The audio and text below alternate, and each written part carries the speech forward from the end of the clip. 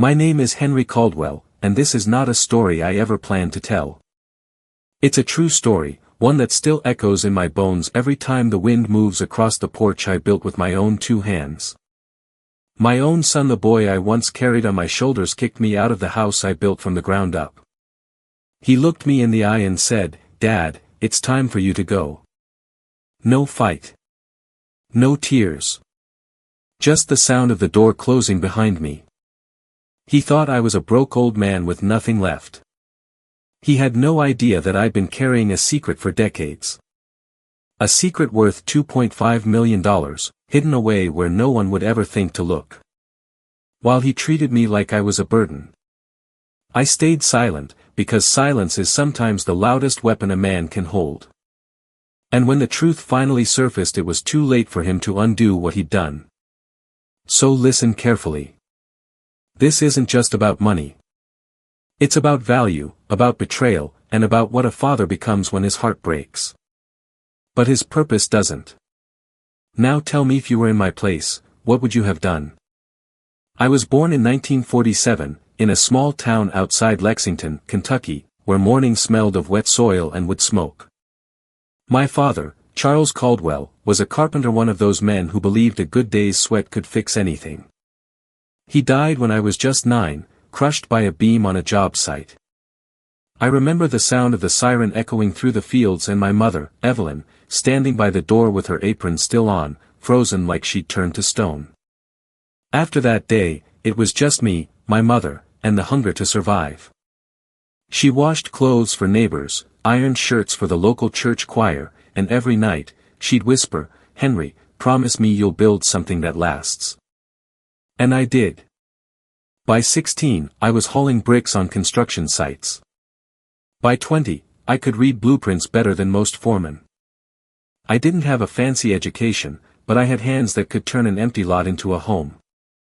There's something sacred about that, watching a wall rise, beam by beam, until it holds someone's dreams inside. That's where I met Margaret Hayes. She was standing by a lemonade stand outside the local diner, handing out drinks to the workers one hot July afternoon. She had freckles across her nose and a laugh that made you forget how tired you were. She told me I looked like a man who didn't smile enough. I told her I hadn't had much to smile about lately. She grinned and said, "Well, you're looking at a reason to start." I married her 2 years later with nothing but a used suit and a borrowed ring. We rented a small, creaky house near the train tracks. It rattled every night when the freight trains passed, but she said the sound made her feel safe, like the world still moving, she used to say. When our first son, Samuel, was born, I promised myself that my kids would never grow up counting pennies on the kitchen table like we did.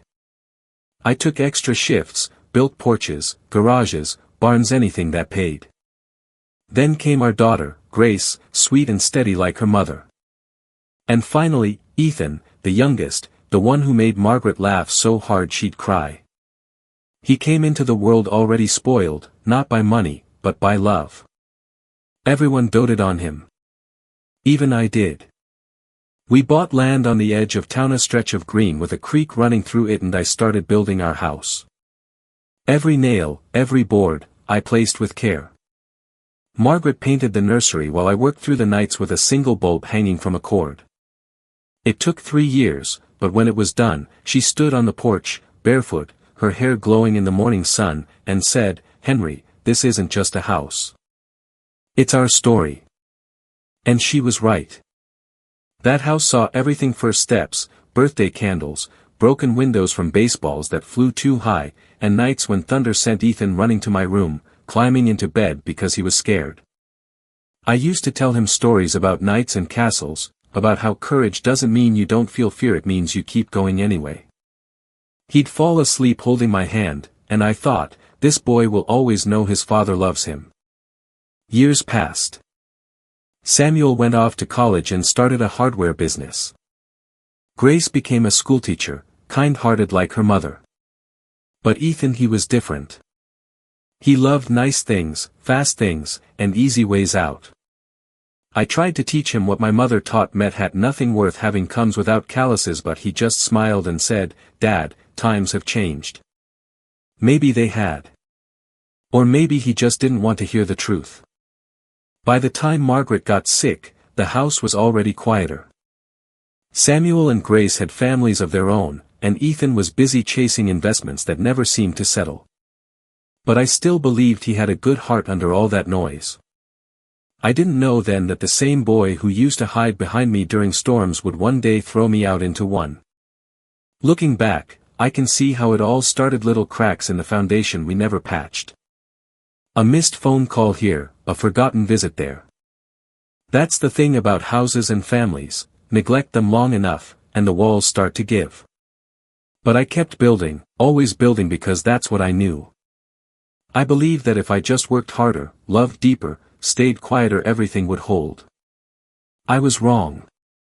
Because sometimes, no matter how strong the foundation you pour, the damage doesn't come from the ground beneath you, it comes from the people you built it for. Margaret started slowing down one winter, around the time the first frost hit the fields. At first, I thought it was just the cold making her tired.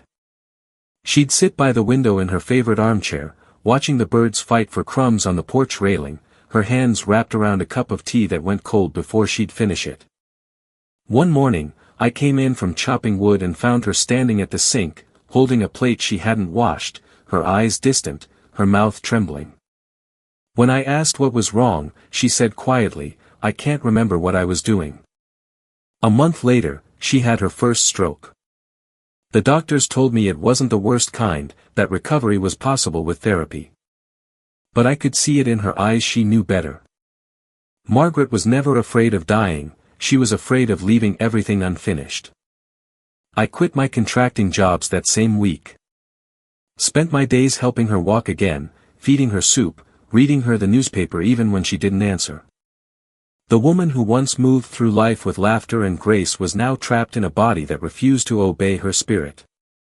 At night, when the house went quiet, I'd sit beside her bed, listening to her breathe. The clock on the wall ticked so loudly it sounded like a hammer hitting nails, 1 second closer to goodbye. The kids came when they could. Grace visited the most, bringing flowers and warm smiles. Samuel was busy expanding his business, always promising he'd come next weekend. And Ethan, well, Ethan came the least. When he did, it was always rushed, hands in pockets, eyes on his phone. He'd kiss his mother's forehead, say he was proud of me for handling things, then leave before dinner. One evening, Margaret grabbed my hand with surprising strength. Her voice was hoarse but clear. "Henry, don't let bitterness build where love once stood." I nodded, but I didn't understand what she meant, not then. She passed away a week later, just before dawn. The sky outside was gray and heavy, the kind of sky that doesn't rain, just hangs there, waiting. I sat beside her until the sun came up, tracing the lines on her hands, memorizing every detail before they took her away. After the funeral, the house didn't sound like home anymore. The laughter that used to echo through those walls had been replaced by silence so deep it hummed. I started hearing the creak of the floorboards at night, the same sound that used to tell me Margaret was walking toward me with a cup of tea or a question about dinner. Now, it was just the memory of her ghost moving through the rooms. People say grief fades with time. They lie. It doesn't fade, it settles, like dust in a room you stop cleaning. The kids came around for a while, mostly Grace. She'd cook for me, tidy up, and leave little notes on the fridge. Samuel called from time to time, talking about business, always ending the call with, "Hang in there, Dad." Ethan sent a text message once, "Thinking of you." That was all. I spent my days sitting on the porch Margaret loved so much. The boards creaked beneath my boots, and sometimes, when the wind was right, I swore I could smell her perfume drifting from the garden. I kept the radio on just to have another voice in the house. The neighbors stopped by less often once the months rolled by. I didn't blame them. No one likes sitting with someone who's grieving, it makes people uncomfortable, reminds them of what they don't want to face. I tried to find purpose again, fixed a few fences for neighbors, repainted the old shed, but it wasn't the same. Everything felt smaller, emptier. Then one evening, Ethan called out of the blue. His voice was cheerful, forced. He said he'd been thinking about me, that I shouldn't be alone in that big old house. He and his wife, Madison, had a spare room, and I could move in with them for a while. He said it like he was doing me a favor. Still, I agreed. Maybe because I was lonely. Maybe because I wanted to believe he cared. Or maybe because part of me still hoped that living under the same roof again would bring back some of what I'd lost. When I packed my bags, I took only the essentials: a few clothes, Margaret's photo, and my old carpenter's hammer. Before I locked the front door, I stood in the living room one last time. The light from the setting sun hit the walls just right, and for a moment, it looked like the house was alive again. Then the shadows swallowed everything. I whispered, "Goodbye, my love," and closed the door behind me. What I didn't know then was that by leaving that house, I wasn't just leaving memories behind. I was walking straight into the storm that would change everything. When I first moved into Ethan's house, I thought it was the beginning of something new, maybe even a second chance. He and his wife, Madison, lived in one of those polished suburban neighborhoods with wide driveways, trimmed lawns, and neighbors who waved just because it looked polite. The place smelled like lavender candles and brand new furniture, not a trace of real life in it. At the beginning, Madison smiled a lot. She made me coffee in the mornings, showed me where everything was in the kitchen, and insisted I take the spare bedroom upstairs. The grandkids Owen and Lily were the sunshine in that house. They'd run to me shouting, "Grandpa," whenever I came down the stairs. I'd fix their toys, tell them stories about the old days, and teach Owen how to hammer nails into a piece of wood without bending them. For a little while, it almost felt like family again.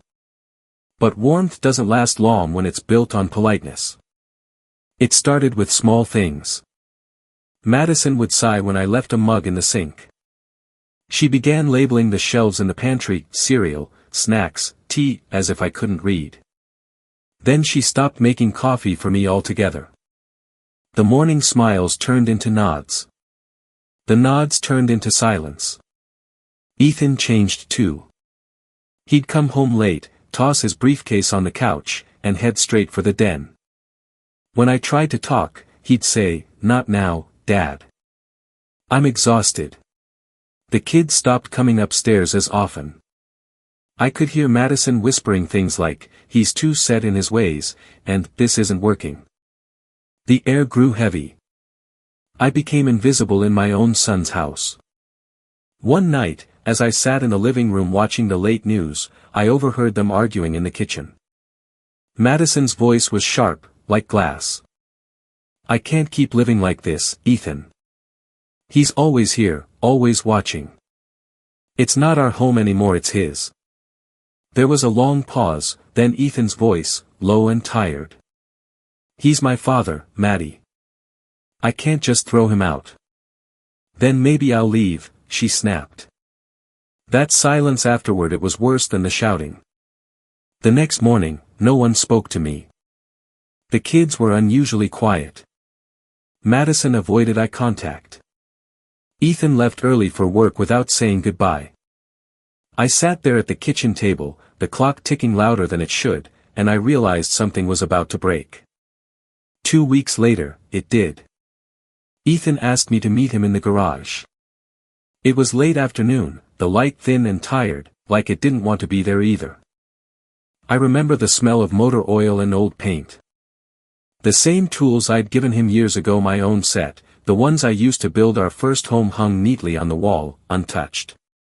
He stood there with his hands in his pockets, shoulders tense. He wouldn't meet my eyes.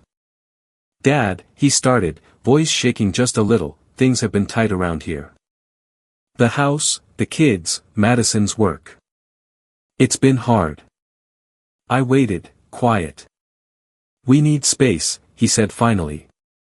It's not working out having you here. You deserve a place of your own, somewhere you can be comfortable." He said it like he was offering me a gift. I didn't answer. I just looked at him, the boy who once followed me around construction sites, the boy who used to hold my hand during thunderstorms, and wondered where that boy had gone. He kept talking, fumbling for words that could make cruelty sound kind. "I'll help you pack tonight," he said. "I already found a small apartment downtown. Madison and I can cover the first month's rent." He said it like he was proud of himself. I wanted to yell, to ask him how he could forget everything I'd done for him, every hour I'd worked to give him this life. But when I opened my mouth, no words came out. All I could do was nod. He looked relieved, like I just made things easier for him. He gave me a quick pat on the shoulder and said, "Thanks for understanding, Dad." Then he walked back into the house. I stayed there in that garage for a long time after he left, staring at the red toolbox I'd given him when he got married. I'd carved his initials into the handle myself. My hands were shaking. I don't know if it was anger or heartbreak. Probably both. When I finally stepped outside, the sun was setting. The driveway looked longer than it ever had. Madison was standing by the window, watching me, her arms crossed. She didn't wave. I packed that night a small suitcase, a few shirts, Margaret's photograph, and my old carpenter's hammer. The kids didn't come out to say goodbye. Maybe Madison told them not to. Maybe Ethan didn't want them to see. As I closed the car door, I caught one last glimpse of that house through the rearview mirror, the porch light glowing faintly, the one I'd wired myself years ago.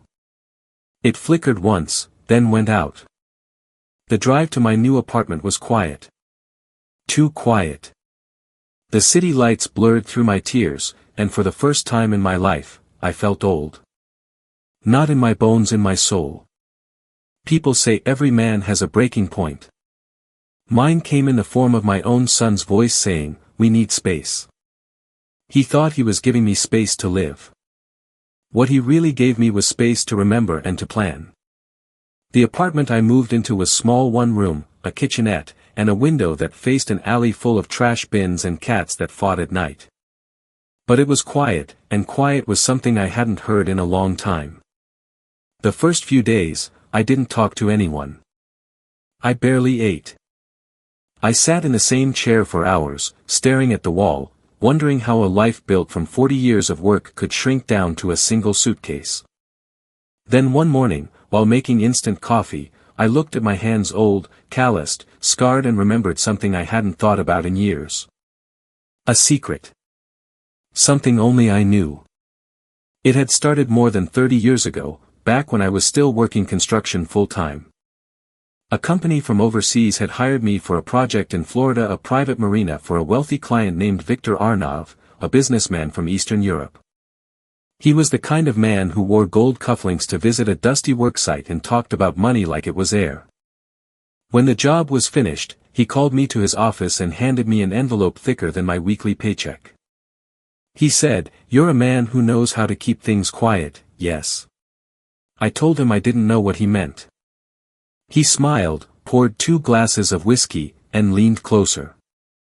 "I might need a favor someday," he said. "A place to leave something safe for a little while." I didn't ask questions. I just nodded.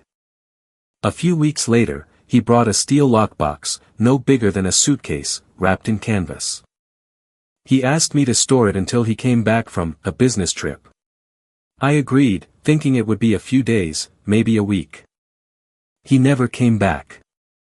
Months turned into years. The man disappeared. News came out that he'd been under investigation for money laundering.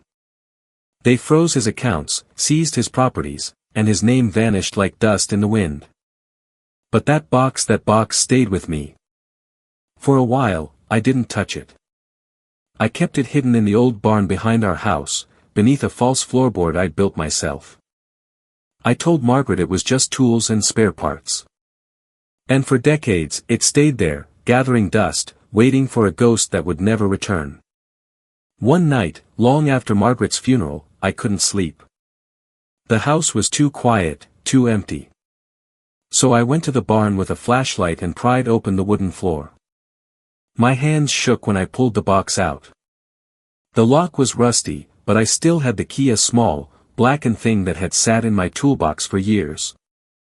When the lid finally opened, the light hit a stack of sealed plastic bags, crisp bills, wrapped and labeled in foreign handwriting. There were also papers, bank slips, and a handwritten note that said simply, "For safekeeping." I counted twice. $2,500,000. I remember laughing, not the happy kind, but the kind that comes out of disbelief. It wasn't mine. Not really. But it wasn't his anymore either. At first, I didn't spend a dime. I didn't even move it.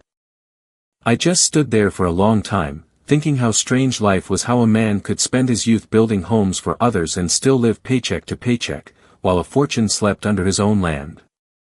I hid the money again and swore I'd never touch it unless life forced my hand. Margaret never knew.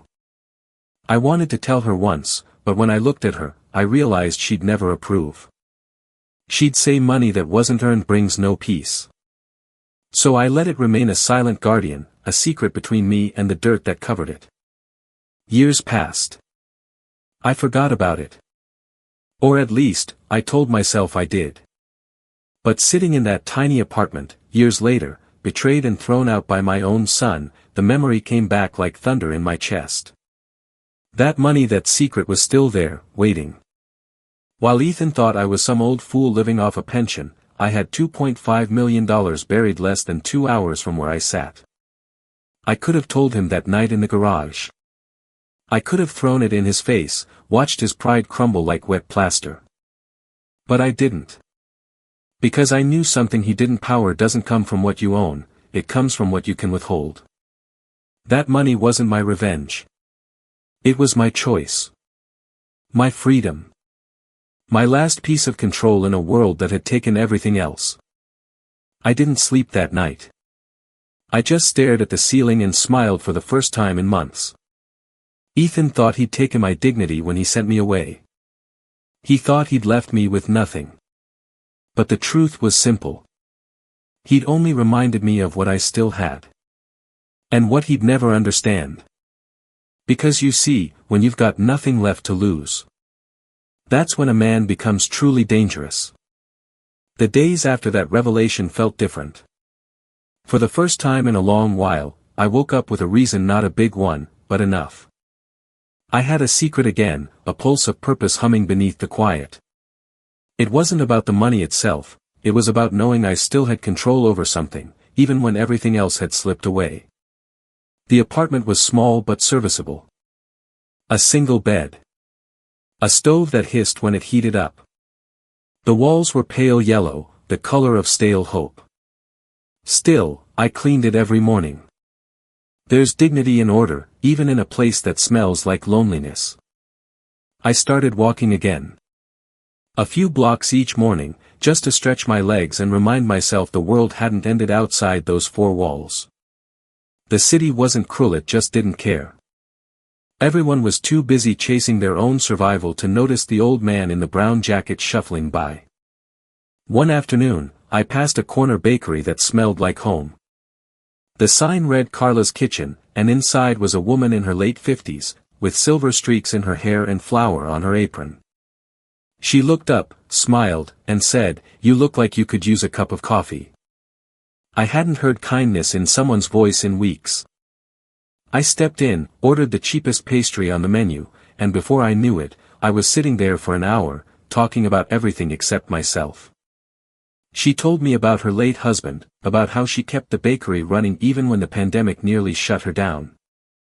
People still need bread, she said, especially when the world feels like it's falling apart. I went back the next day. And the day after that. Soon, she didn't even charge me for coffee anymore. Down the street, there was an old man named Mr.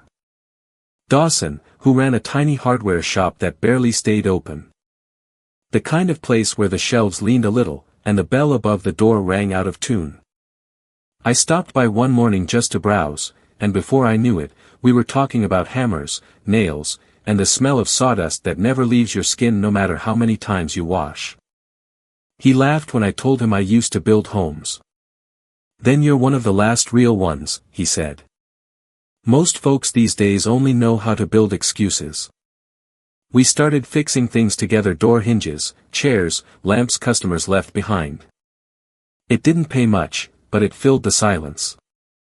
And for a man like me, silence needed filling. Weeks turned into months. I began volunteering at a community workshop, a little rundown place that repaired donated furniture for families who couldn't afford new ones. The director, a kind woman named Nancy, handed me a worn-out toolbox and said, "You're welcome here anytime." There, surrounded by sawdust and laughter, I found something I hadn't felt in years: purpose. The kids who came in to learn how to build things called me Grandpa Henry. I showed them how to sand edges smooth, how to measure twice before cutting once. I'd tell them, a good joint holds because it's made with care, not strength. One boy, maybe 9 years old, looked up and said, "Like family?" I smiled and nodded. Exactly like family. I'd go home at night sore and tired, but the kind of tired that feels clean, the kind you earn. The kind I hadn't felt since before Margaret got sick. Every now and then, I'd think of Ethan. I'd wonder if he ever thought of me, or if Madison's pride kept my name out of their dinner conversations. I imagined my grandchildren growing up thinking I'd disappeared, that maybe I didn't care enough to stay. That thought hurt the most. But then I'd see the faces of the kids at the workshop, or Carla handing me a fresh loaf of bread, or Dawson waving from his shop window, and I'd remember that family isn't always blood. Sometimes it's the people who show up when you're invisible to everyone else. One Saturday morning, as I was cleaning up the workshop, I found an old photograph wedged behind a shelf. It was faded, almost colorless, a father and son standing in front of a half-built house. The son was holding a hammer, his smile wide, proud. On the back, someone had written, "For my boy, so he remembers what we built together." I sat down on the workbench, staring at it until my eyes blurred. It could have been me and Ethan in another lifetime. Maybe it had been, in a way. The house, the laughter, the shared dreams, all of it buried under years of pride and silence. That night, back in my apartment, I opened my journal and wrote one line. I may have lost my family, but I haven't lost the part of me that knows how to build. And in that moment, I understood something my mother had once told me when I was young: when the world forgets you, son, build something new, even if it's just yourself. So that's what I did. I built a routine. I built small friendships. I built peace from scraps. But deep down, beneath all that progress, one truth still lingered: the secret of the $2.5 million, hidden beneath that old barn, untouched. It wasn't time yet. I didn't know when, but I knew why. That money wasn't just waiting to be used. It was waiting to be earned through meaning, through redemption, through one final act that would make it worth keeping all these years. And I had a feeling that time was coming sooner than I thought. It was late on a Tuesday when the phone rang. The sound cut through the stillness of my apartment like a blade. I almost didn't answer. At that hour, nobody calls unless something's wrong. When I picked up, a voice I hadn't heard in months came through, shaky, quieter than I remembered. "Dad, it's me." It was Ethan. For a moment, I couldn't speak. My hand froze on the receiver. The silence stretched so long that he had to fill it.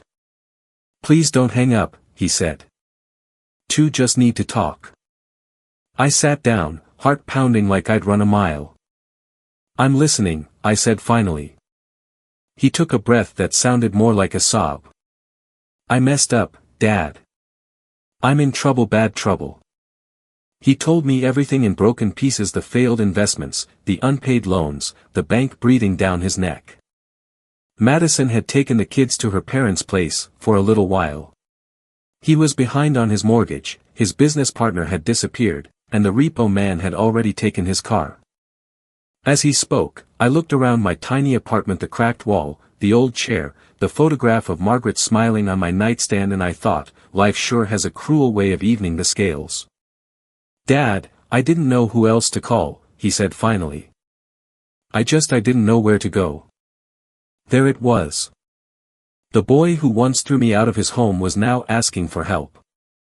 I didn't answer right away. I let the silence breathe between us.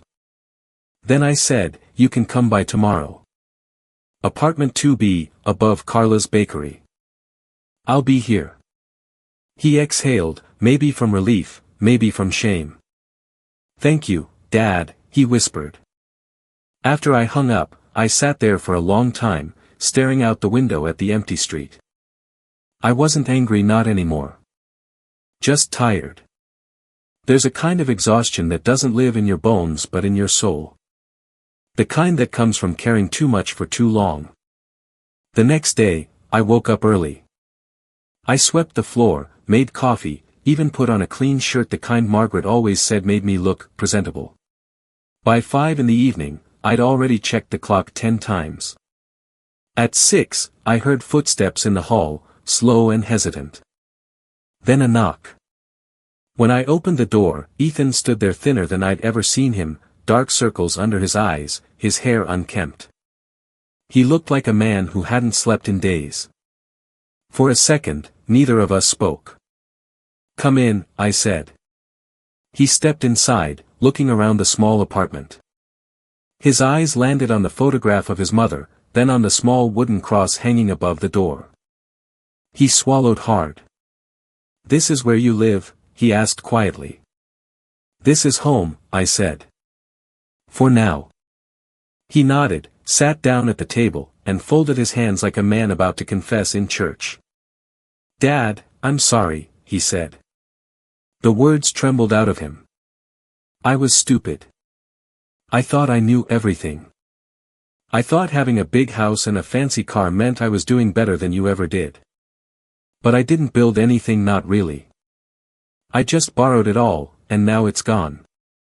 I poured him a cup of coffee. He wrapped his hands around it, not drinking, just holding it for warmth. "Madison's done," he said. "She says she can't handle the stress. She took the kids to her parents. I can't blame her. I made this mess." I sat across from him, studying his face, the same face that used to light up when I came home from work, covered in dust and sweat. He used to run into my arms shouting, "Daddy's home." Now, he couldn't even meet my eyes. "Ethan," I said finally, "what do you need from me?" He hesitated. "I just needed to tell someone. I didn't come for money. I know I don't deserve your help." He meant it. For once, he wasn't lying to make himself feel better. We sat there in silence for a long while, the ticking clock the only sound between us. Outside, I could hear the faint hum of traffic and the laughter of people walking home from dinner, a reminder that the world kept turning, whether we healed or not. Finally, I stood up and walked to the counter. Poured another cup of coffee and slid it toward him. "It's bitter," I said. "But it's hot. Drink it." He looked at me, confused. Then, slowly, he took a sip. For the first time in years, we sat together, father and son, not as enemies, not as strangers, but as two broken men sharing a small, fragile peace. After a while, he spoke again. "If you never want to see me again, I'd understand," he said. "I just needed to say I was sorry, even if it's too late." I looked at him and said quietly, "I don't throw away what I built with my own hands." His eyes welled up. He nodded, stood up, and wiped his face. "I'll figure something out," he said. "I'll fix this, I promise." "You're my son," I said. "Just make sure you become the man your mother believed you could be."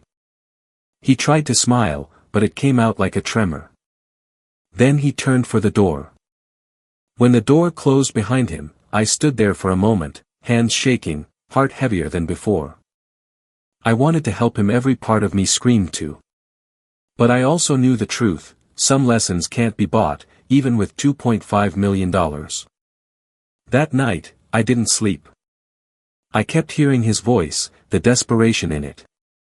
I walked to the window, staring out into the darkness. He thought I was poor. He thought I was powerless.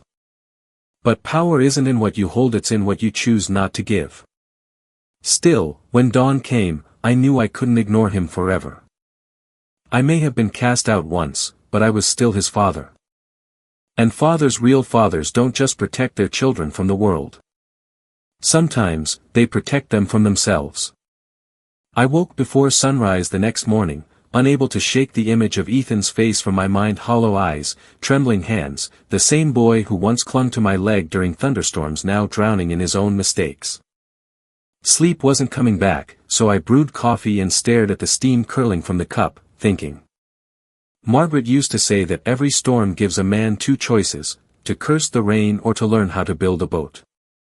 That morning, I decided to build. I pulled a small box from under my bed, the one that held an old key wrapped in a red ribbon. My heart beat faster as my fingers brushed against the metal. It had been decades since I'd touched it. The key to the coffer. I hadn't planned to open it again, not ever. But after Ethan's visit, something inside me shifted. It wasn't revenge that called me, it was responsibility. Maybe this was what that money had been waiting for all along. I packed a small bag, slipped on my worn leather jacket, and drove 2 hours out of town to the old barn where it all began. The place looked smaller than I remembered, half swallowed by weeds and time. The roof sagged, and the wooden boards creaked beneath my boots. Sunlight slipped through the cracks, painting golden stripes across the dust. The smell of earth and rust filled the air, familiar, grounding. I walked to the far corner where I'd buried the safe years ago. My hands didn't tremble this time. I pulled up the false boards, brushed away the dirt, and there it was, the same steel box, scarred with age, waiting like a relic from another life. When I turned the key, the click echoed through the barn.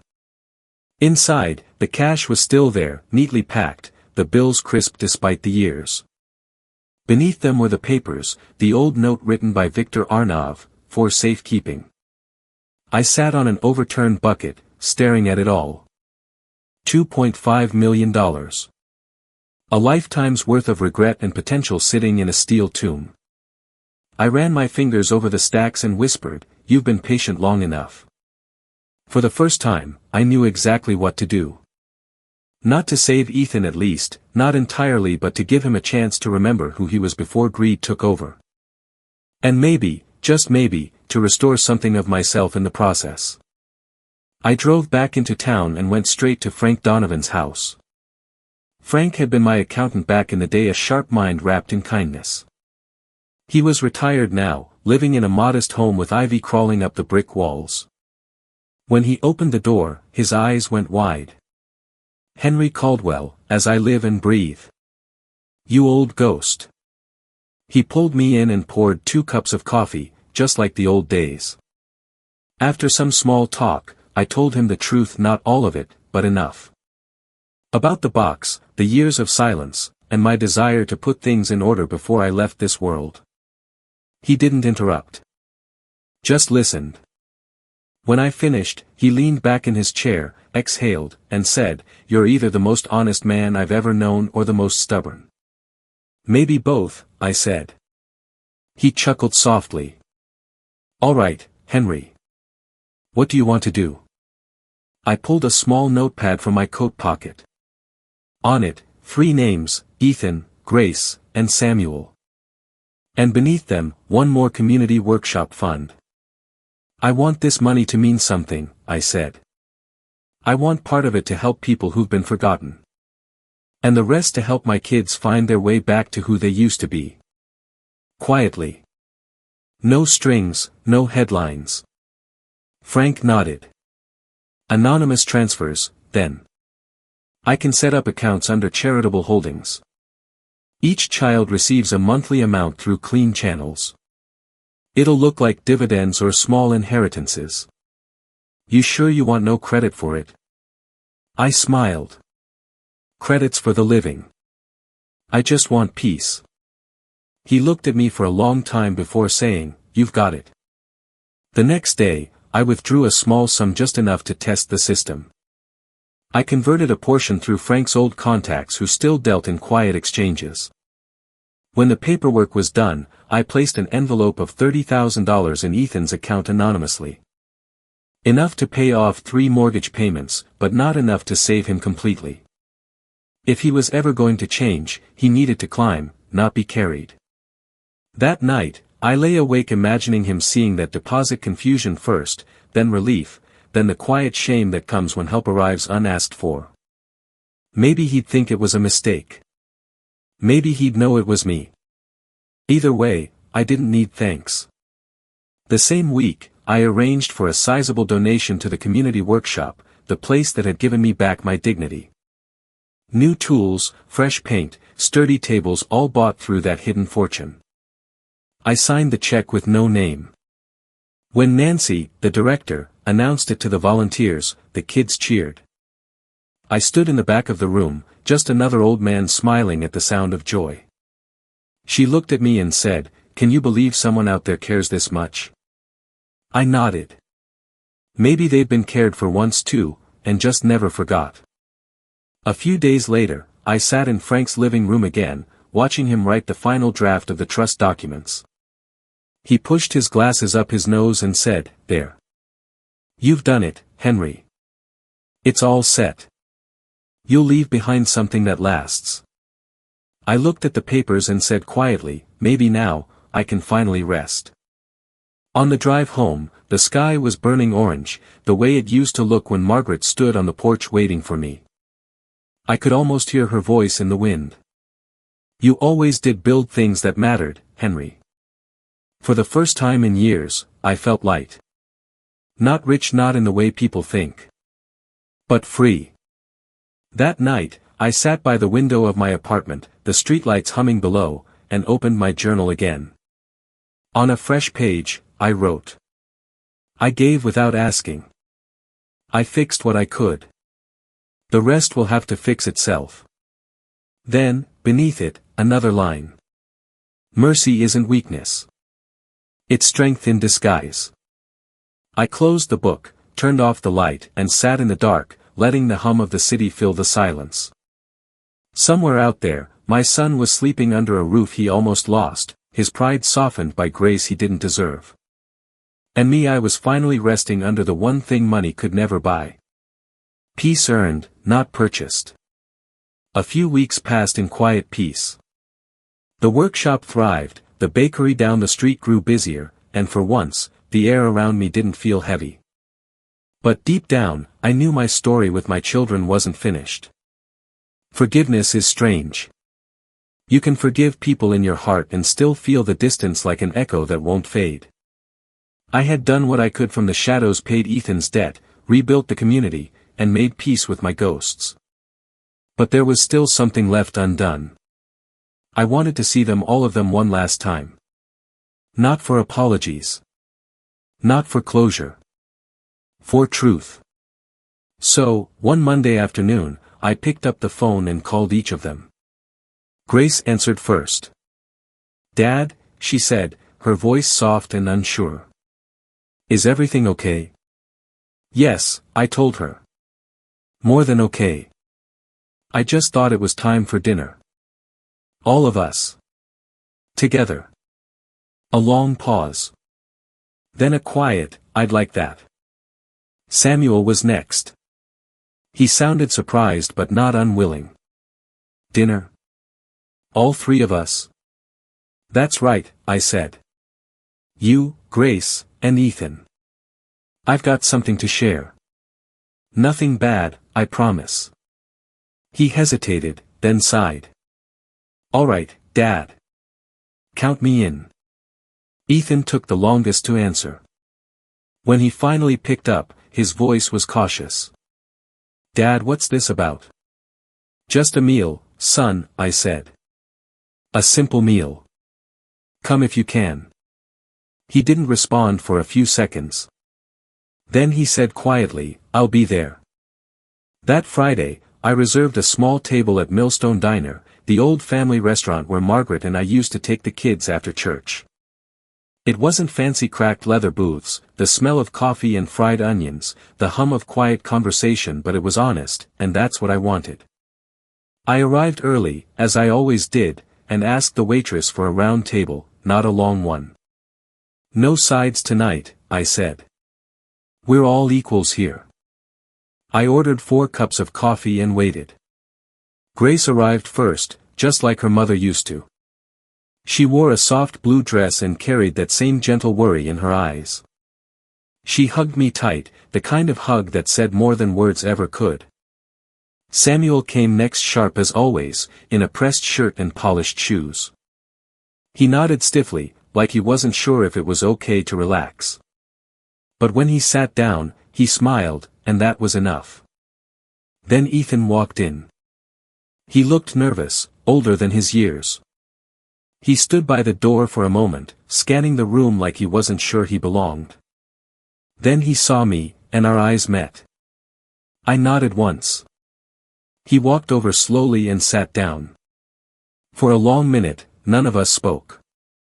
Only the quiet clatter of dishes filled the space between us. Finally, I cleared my throat. "Thank you for coming," I said. "I know it's been a while since we've all sat together like this. Maybe too long." Grace reached across the table and touched my hand. "We should have done this sooner." "Maybe," I said. "But life has a way of waiting until you're ready, even if you don't realize you are." Samuel leaned forward. "You said you had something to share, Dad." I nodded and reached into my jacket pocket. I pulled out 3 envelopes, each sealed and marked with a name: Samuel, Grace, Ethan. "These are for you," I said, placing them on the table. "Don't open them yet. Just listen." They stared at the envelopes like they were holding their breath. "I don't want to talk about the past," I continued. "We all know what happened. I was hurt, and maybe I hurt you in my own ways too, through silence, through distance. But tonight isn't about blame. It's about what comes next." Ethan's hands were trembling slightly. Grace's eyes glistened. Samuel's jaw tightened. "I spent most of my life building things," I said. "Houses, walls, fences, but I forgot that families aren't built from wood and nails. They're built from moments, from forgiveness, from showing up even when it's hard." The word sat heavy between us. Then I smiled, small but true. "So, I'm showing up." Grace let out a quiet sob. Samuel looked down. Ethan wiped his eyes quickly, pretending he wasn't crying. "Inside those envelopes," I said, "you'll find something I wrote for each of you. It's not money, not really. It's something worth more. It's a piece of what I learned too late in life." I paused, letting that sink in. "You don't owe me apologies," I said softly. "Just promise me this: live your life with the kind of care you'd give something fragile. Because no matter what you think of me, I never stopped loving you. Not for a second." Ethan finally spoke, voice barely above a whisper. "Dad, I don't deserve your forgiveness." I looked at him and said, "You're my son. That's not something you have to earn." He covered his face with his hands. Grace leaned over and wrapped her arms around him. Samuel stood up, walked around the table, and put a hand on my shoulder. "I should have been there more," Samuel said quietly. "When Mom died. When you needed us." I shook my head. "We all did what we knew how to do. Life doesn't come with instructions." The waitress came by, asking if we were ready to order. None of us were. But I asked for one thing: 4 slices of Margaret's favorite pie. "Apple crumble," I said. "And make it warm." When it arrived, the smell alone was enough to pull tears to my eyes.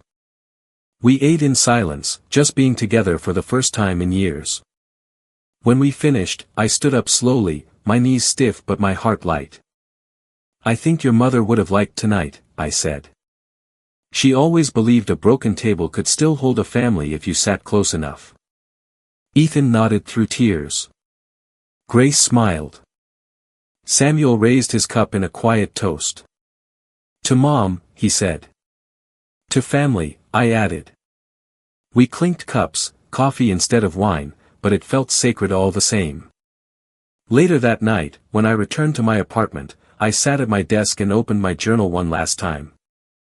I placed the key to the old coffer on the page and wrote beneath it. "Tonight, I stopped being a man waiting for forgiveness. I became a father again. Then I closed the book. I didn't need the money anymore. I didn't need the secret. All I needed was that table.